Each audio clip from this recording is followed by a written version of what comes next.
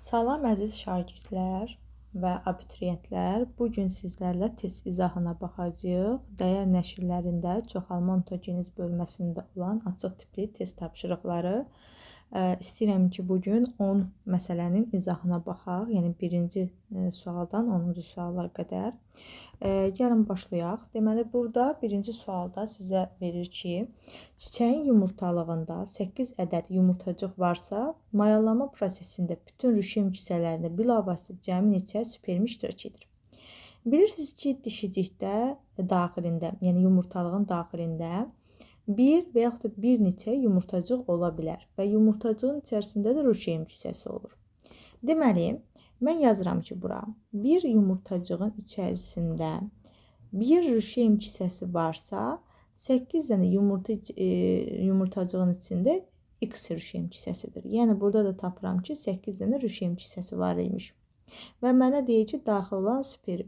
Bir rüşem kisəsinə 2 spermi daxil olursa, 8-i X olur. X də bərabər olur 16 spermiyə.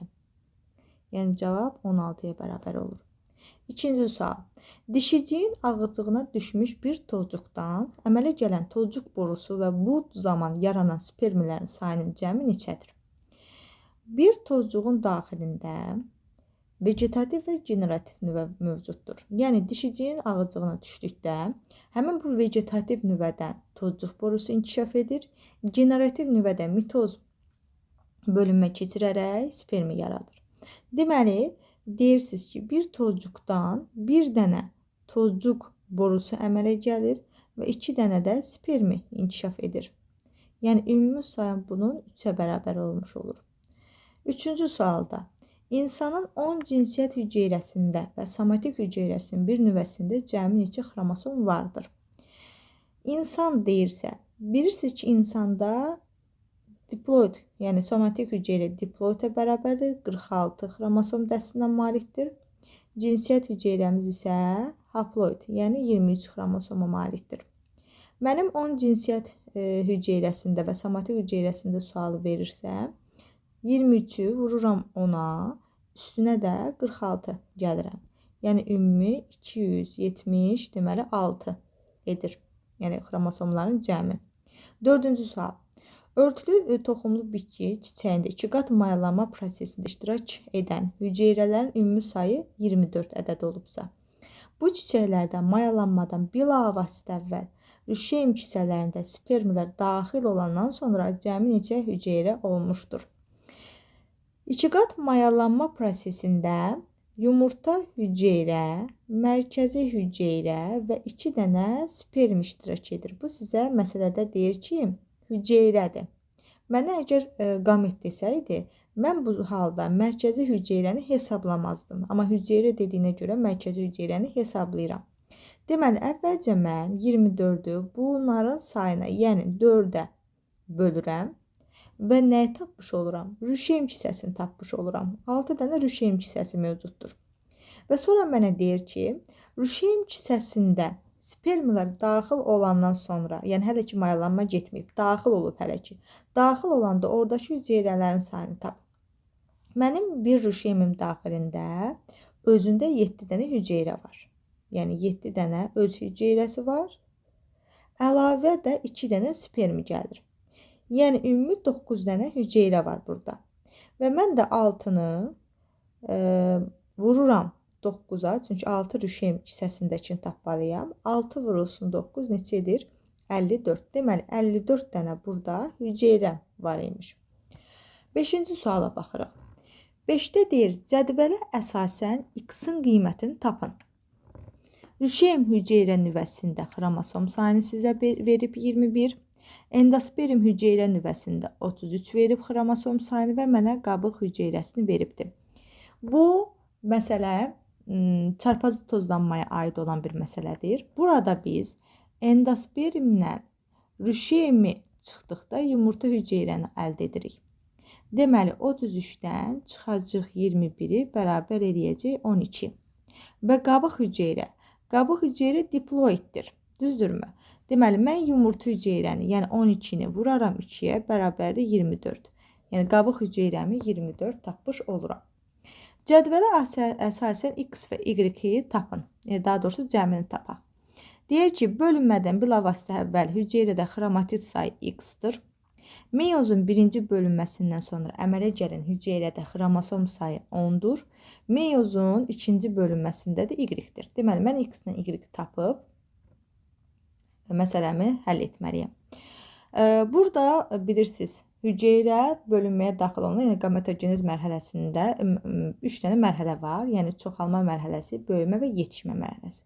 Və yetişmə mərhələsində bir dənə hüceyrə daxil olanda birinci meyoz 1-i keçirir, 2 hüceyrə əmələ gətirir, sonra isə meyoz 2-ni keçirərək 4 dənə hüceyrə əmələ gətirmiş olur. Hüceyrə yetişməyə mərhələsinə daxil olanda buradakı xromosom sayı 2n4c idi.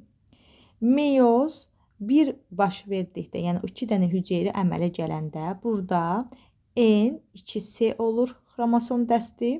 Axırda isə meyoz 2 baş verəndə isə xromosom dəsti nc olur.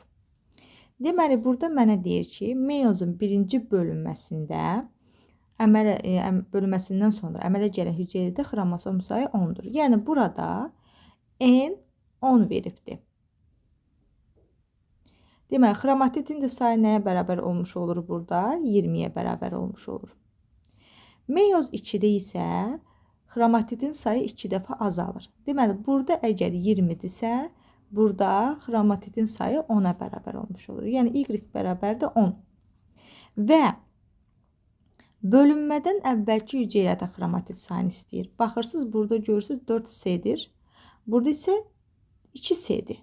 Əgər 2c 20-dirsə, 4c nəyə bərabər olmuş olur? 40-a bərabər olmuş olur. Deməli, mən x-i də tapdım, 40 xromatid var imiş. X-dən y-in isə cəmi bərabərdir. Yəni ki, 40 üstə gəlinsin 10 bərabərdir 50. Cavabımız 50-dir. 7-ci suala baxırıq. 7-də deyir, çiçəyin yumurtalığında 2 qat mayalanmada iştirak edən erkək qametlərin sayı 12 olubsa, bu yumurtalıqdakı yumurtacıqların sayını hesablayın. Gəlin hesablayaq. Deməli, mənim bir yumurtacığımda mayalanması üçün 2 spermi daxil olur. Burada da sizə deyir 12 dənə spermi var. Bu da x də bərabərdir neçə edir? 6 yumurtacıq var imiş. Deməli, mənim cavabım 6-ya bərabər olur. 8-ci sual.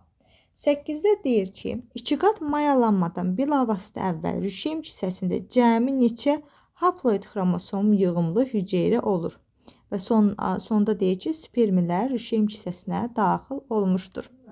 Rüşeym kisəsində bilirsiniz, hüceyrələr yaranarkən makrospor 3 dəfə mitoz bölünmə keçirir. Və bu halda 8 dənə hüceyrə əmələ gəlir. Hansı ki, 4-ü bir qütbdə olur, 4-ü bir qütbdə.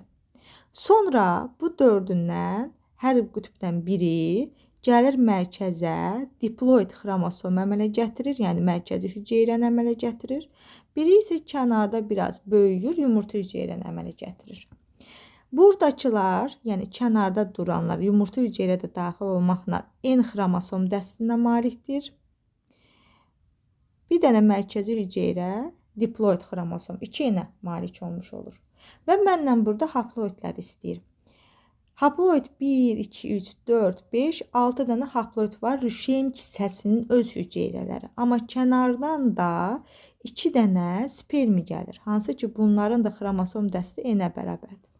Ona görə deyirik 6N üstə gəlinsin 2N. 2 dənə spermi gəldiyinə görə cavab burada 8-ə bərabər olmuş olur. Yəni 8 haploid xromosoma malik hüceyrə var rüşeym kisəsinin içərisində. 9-da nə deyir? Heyvan hüceyrəsində mitoz bölünmənin profaza mərhələsində xromosom sayı 8-dir. DNT-də zəncirlərin sayı X-ə bərabərdir. Profaza mərhələsində 2N, 2N, 4C, 4D formasındadır xromosom dəsti. Və burada bilirsiniz ki, N xromosomu bildirir, C xromatidi bildirir, D isə DNT molekulunu bildirir. Mənim əgər burada verilən saya uyğun olaraq, yəni 2N-i bərabərdir xromosom say etsəm, Gördüyünüz kimi xromatid və DNT molekulu burada 2 dəfə artıqdır. Yəni 16 xromatid, 16 DNT molekulu əldə eləmiş oluram. Amma mən burada isə məndən nə istəyir? DNT zənciri. Və bilirsiniz ki, bir DNT 2 zəncirdən ibarətdir. Deməli, 16 DNT molekulunu vuraram 2-yə ki, mən 16 DNT molekulunda olan zəncirimi tapım. Bu da cavabdır nə? 32. 10-cu suala baxırıq. 10-cu sualda deyir ki, 40 xromosoma malik ana hüceyrənin mitoz bölünməsi nəticəsində əmələ gəlmiş qız hüceyrələrdə cəmi neçə xromosom olar?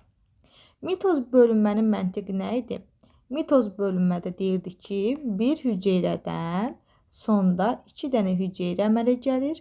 Ananın xromosom dəsti nədirsə, bunlarda da xromosom dəsti odur. Yəni, qız hüceyrələrdə xromosom dəsti odur. Əgər ki, ananın xromosom dəsti 40-dırsa, 2 dənə qız hüceyrə əmələ gələcək.